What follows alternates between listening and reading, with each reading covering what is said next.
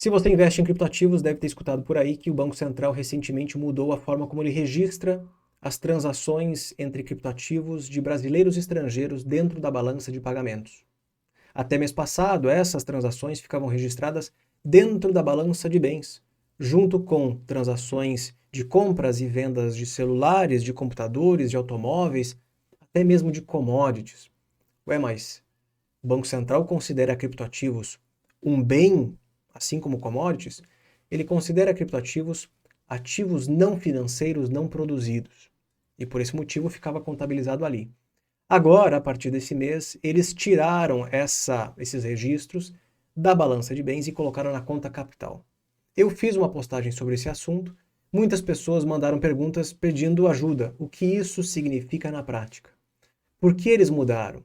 Quais são os impactos para o Brasil? E é sobre esse assunto que nós vamos falar no vídeo de hoje.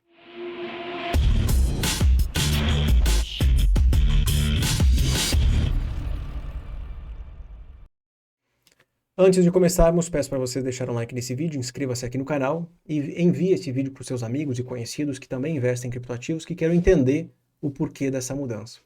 Algumas pessoas disseram que era manipulação, será que isso não tem nada a ver? Acho que não é manipulação nenhuma, mas é uma forma de deixar intacto o super trunfo do Brasil. Eu vou explicar o que isso significa daqui a alguns minutos. Deixar intacto o nosso super trunfo. Para quem não conhece, essas aqui são as estatísticas do setor externo. Isso é calculado e publicado pelo Banco Central no fim de cada mês. Dentro da balança de pagamentos, vocês encontrarão 3 grandes contas. Então, são 3 subdivisões. Transações correntes, conta capital e conta financeira. Está aqui para baixo, tá? Transações correntes, conta capital e conta financeira. Dentro das transações correntes, vocês encontrarão os registros de balança comercial de bens, aquilo que nós compramos de bens no exterior, vendemos de bens para o exterior, a conta de serviços, serviços que importamos, serviços que exportamos, a conta de renda primária e de renda secundária. Aqui dentro são remessas, são transferências, transferências de lucros, de dividendos, juros. Fica um pouco mais fácil quando eu mostro isso aqui, ó. Vocês podem baixar essa planilha que é disponibilizada pelo Banco Central. Fica um pouco mais simples de encontrar as informações. A planilha da esquerda refere-se ao mês de maio, quando o Banco Central não havia atualizado esses dados, essa nova metodologia, digamos assim. E a planilha da direita é uma planilha atualizada com essa mudança que eu acabei de falar sobre como eles registram as transações de criptoativos. Maio, junho. Até maio, as compras e vendas de criptoativos ficavam registrados aqui dentro da balança de pagamentos, dentro das transações correntes, dentro da balança comercial de bens, junto com as transações de compras e vendas de produtos. Você que comprou um iPhone, essa compra está registrada aqui dentro. Se você trabalha em uma empresa que exportou alguma commodity, na Vale que exportou minério, vai estar registrado aqui dentro. A balança de bens, o resultado dessa balança, nada mais é do que a diferença entre exportações e importações. A exportação é um produto que sai, dinheiro que entra. Importação é um produto que entra, dinheiro que sai. Então a ideia da balança de pagamentos é contabilizar fluxos. Fluxos de entrada de recursos, de saídas de recursos. Então, só para vocês entenderem melhor, no mês de maio, nós exportamos 30,6 bilhões de dólares e importamos 24,3 bilhões de dólares. Um menos o outro deu 6,35. Então, no mês de maio, entrou no Brasil 6,35 bilhões de dólares de exportações líquidas, porque nós somos grandes exportadores de bens para o exterior. Em contrapartida, nós somos importadores de serviços. Nós importamos no mês de maio 4,4 bilhões de dólares em serviços. Também saiu do Brasil em renda primária 5,2 bilhões, é bastante coisa. As transações correntes são a soma da balança comercial de bens, serviços, renda primária e renda secundária. Por mais que a nossa balança comercial seja muito positiva, saiu 3,4 bi de dólar no mês de maio. No ano, nós estamos recebendo de exportações de bens um valor de 24,9 bilhões de dólares. É bastante coisa. 24,9 bi. Isso é no acumulado de 2024, de janeiro até maio. Reparem que quando nós olhamos para a planilha seguinte, referente ao mês de junho, esse valor acumulado ele salta de 24,9 para 38. Nossa, então no mês de junho o Brasil deve ter exportado muita coisa para esse resultado ter aumentado tanto no acumulado. De 25 para 38. Só que quando nós olhamos para a variação no mês, nós exportamos, em termos líquidos, tá? Exportação menos importação, 6 bi de dólar, menos que o mês anterior. Mas o valor no acumulado saltou de 25 para 38. Ué, mas se fosse 25 mais 6, dá 31. Tá faltando 7 bilhões. Da onde que veio isso? É porque essa planilha na direita ela já contabiliza essa mudança na metodologia do Banco Central. Repare que dentro da conta capital, no acumulado de janeiro a maio, nós recebemos do exterior 67 milhões de dólares. Quase nada. Inclusive se você já fez algum curso meu, Macrofundamentos, ou algum outro, eu explico numa das aulas que a conta capital no Brasil ninguém olha. Você não precisa perder tempo analisando ela, porque o volume registrado ali é muito pífio. Só para terem ideia, no ano nós temos mais de quase 25 bilhões de dólares de saída de recursos na conta financeira, mais 21 bilhões nas transações correntes. Por que eu vou avaliar uma conta que registra apenas 60 milhões de entrada? Não faz sentido. Então, se você já foi meu aluno em algum curso de economia, atualize-se, porque agora criptoativos são registrados aqui dentro. Reparem que só nesse ano a conta capital, que saiu de 67 milhões positiva, fica negativa em 8,5 bi. Porque agora criptoativos ficam registrados aqui dentro. Eu acho ainda que deveria ser registrado na conta financeira por estarmos falando de um ativo financeiro. Mas o Banco Central optou por colocar ali dentro. Eu acho que tudo não passa de uma desculpa para tirar daqui de dentro.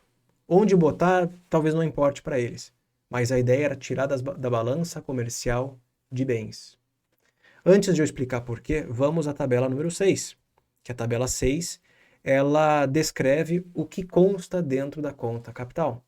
Repare que no mês anterior, o total de transações no ano, em 2024, no acumulado, 67 milhões de dólares de entrada. Nada. Dentro da balança, isso é pífio. No mês seguinte, esse valor já aumenta para um déficit, uma saída, de 8,5 bi. Isso porque essa linha aqui é nova. Essa linha não existia antes. Transações de criptoativos. Só no mês de junho, 1,3 bilhões, ou melhor, bilhão, de saída. Isso é, saída de recurso, entrada desse ativo. Os brasileiros compraram mais do exterior do que nós vendemos no mês de junho, e por isso entrou criptoativos no Brasil, mas saiu 1,3 bi de dólar. No ano, 8,6 bi. E eu fiz um vídeo recentemente mostrando que o fluxo comprador é muito grande. Acho que em 12 meses já ultrapassou os 15 bilhões de dólares. É muita coisa. É muita coisa quando nós comparamos, por exemplo, com o mercado tradicional brasileiro. Tudo bem, a gente já entendeu aqui as mudanças, deixa eu explicar o porquê disso. Para isso, eu quero mostrar o gráfico que eu postei nas redes sociais, muitas pessoas não entenderam, mandaram mensagens, pediram para eu explicar, e está aqui o vídeo. Reparem o histórico da conta capital em termos anuais, desde os anos 2000. É positivo, mas é tipo 0, alguma coisa. Isso aqui está arredondado, na real, porque é 0,0 alguma coisa. Não chega a ser meio bilhão, aqui está 0,2 bi, não é 200 milhões. Deve ter mais zeros ali no meio. Então são números pífios. Repare que a partir de 2018, o valor ele aumenta consistentemente. 2018, 19, 20 teve um ajuste, não vou entrar em detalhes, mas teve ali uma remessa muito grande que foi feita. 20, aí 21, 22, 23, mais de 11 bi de dólares de saída de recursos do Brasil para o exterior advindo da compra de criptoativos, que é o que hoje está movimentando a conta capital. E só nesse ano 8,6 bi, como eu mostrei mais cedo para vocês. Até o fim do ano deve ultrapassar 11,4 bi. Por que isso? Por que dessa mudança? Aqui eu acho que está a explicação. Aqui dentro nós temos a balança de bens antes da alteração feita no mês de junho e depois da alteração feita no mês de junho. Então a linha em vermelho nada mais é do que a balança de bens somado o fluxo de criptoativos, e a linha azul é a balança de bens quando se coloca transações de criptoativos na conta capital. Quando nós pegamos esse ponto aqui, o pico de 2024, quando o Brasil estava recebendo no acumulado de 12 meses, então é a soma dos últimos 12 meses. Quando o Brasil estava recebendo no acumulado de 12 meses mais de 80 bilhões de dólares de exportações de bens, quando tiramos criptoativos do cálculo, esse número ele salta quase 20% para cima. Eu fiz o cálculo aqui. Devo mencionar que quando as transações de criptoativos eram registradas na balança de bens, o superávit do Brasil ficava deprimido. O número sem criptoativos é muito maior na balança de bens. Após esse ajuste, o que fez essa linha sair do vermelhinho para o azul, então subiu, o superávit da balança de bens aumentou quase 19%. Para quem conhece aí as finanças brasileiras, aqui dentro tem as transações correntes, como eu comentei com vocês. É a primeira subdivisão da balança de pagamentos. Depois dessa subdivisão, vocês encontrarão a balança comercial, serviços, renda primária e renda secundária. Um grande supertrunfo do Brasil, historicamente falando, é a nossa balança de bens. Porque nós somos grandes exportadores de commodities. Tudo bem, a gente exporta commodity para comprar iPhone, para comprar celular, para comprar computador. Então a gente exporta algo com valor agregado muito baixo e compra de fora coisas com valor agregado muito alto. Além de celulares, computadores, tudo que é tecnologia, automóveis também. Então, a balança de bens é exportações menos importações de bens. Essa linha, recentemente, fevereiro de 2024, bateu quase 100 bilhões de dólares. Essa inclinação dessa curva é muito explicada pelo encarecimento das commodities e o aumento das exportações do Brasil. Existe uma demanda externa muito grande pelo que a gente tem aqui dentro e o preço desses bens aumentou. Então reparem que, em termos de exportações líquidas de bens, está entrando muita grana no país. Só que quando colocávamos criptoativos dentro desse componente, o número caía. O número caía, afetando o resultado das transações correntes. O número também caía. E para quem entende sobre câmbio, para quem estuda sobre esse assunto, sabe da importância das transações correntes quando se fala-se em fluxos de recursos. Dólares, reais, demanda por reais, demandas por dólares. Então, quando as transações correntes ficavam mais pesadas, incluindo-se criptoativos, isso reduzia um grande supertrunfo do país, que são as exportações de bens. Reparem que aqui na direita eu fiz uma relação para mostrar para vocês da importância das transações correntes para quem acompanha câmbio. Se você opera câmbio, obviamente deve conhecer esse assunto. Relação entre transações correntes sobre PIB. Então, transações correntes, tá? Olha aqui, ó, o acumulado de 12 meses, é um número em dólares, bilhões de dólares. Só que esse número não me diz muita coisa quando não é comparado com a proporção da economia, o PIB da economia. Então eu prefiro muito mais olhar para transações correntes sobre PIB do que qualquer outra coisa, do que em termos monetários. Aqui é um percentual. Repare que em alguns períodos nós somos grandes exportadores, em alguns períodos somos grandes importadores. Essa linha azul. E isso tem sim uma relação com dólar e real. Aqui no caso, representado pelo USD-BRL no movimento dos próximos 24 meses. Qual foi a taxa de valorização ou de desvalorização do nosso câmbio 24 meses seguidos, em diferentes momentos onde exportações ou transações correntes eram positivas ou eram negativas? Quanto mais para cima as transações correntes do PIB, ou melhor, quanto positivo, isso aumenta a demanda por reais. Porque nós somos grandes exportadores, as pessoas precisam transacionar mais reais. Isso gera uma apreciação do real. Quando as transações correntes ficam negativas em relação ao PIB, porque nós importamos muito e exportamos pouco, por exemplo, existe menor demanda por reais e maior demanda por moedas estrangeiras, nesse caso aqui é o dólar. Isso gera uma depreciação do real nos próximos 12, 24 meses.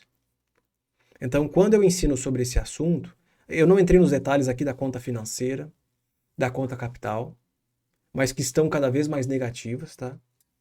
Eu não entrei nesses detalhes, mas para quem entende e acompanha o assunto moeda, para quem deseja aprender a operar moedas, tem que entender as relações entre aqui macroeconomia e o real e o dólar.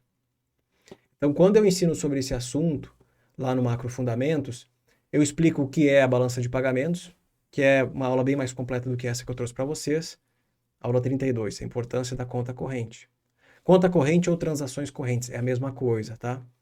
E como que isso influencia câmbio? Eu cito 6 grandes variáveis que afetam o câmbio. Algumas delas de curto prazo, é um tweet de um fulano, é a fala do presidente, é a fala do Banco Central, a moeda vai mexer. É a decisão de política monetária, é a divulgação de um dado de atividade, isso vai fazer a moeda mexer. De todos os 6 componentes que eu considero importantes para quem acompanha câmbio, o segundo mais importante é transações correntes ou conta corrente. E o primeiro é o diferencial da taxa de juro entre o seu país e o país em questão.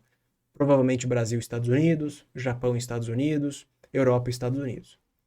Então, já ofereci várias vezes aqui para vocês, o Macro Fundamentos tem um cupom de 25% de desconto, onde vocês entendem o que é importante para quem investe em termos de macroeconomia. Está aqui, ó. Balança de pagamentos. A importância da conta corrente é muito importante para quem acompanha câmbio, por exemplo. Eu poderia, inclusive, argumentar que as transações correntes no Brasil, em relação ao PIB, infelizmente ainda estão negativas. Nós somos grandes consumidores de serviços. Nós mandamos para o exterior uma quantidade muito grande de dividendos. E muitas vezes o que a gente exporta, o exportador ele não está trazendo para o Brasil, está mantendo o dinheiro lá fora. As transações correntes, infelizmente, ainda estão negativas em relação ao PIB. Se esse número ele virasse e ele passasse a positivo, nós veríamos daqui para frente uma bela apreciação do real. Eu ainda acho que, olhando para essa comparação, o real está muito barato. Isso é, o dólar está muito caro. O ideal seria o dólar ele cair.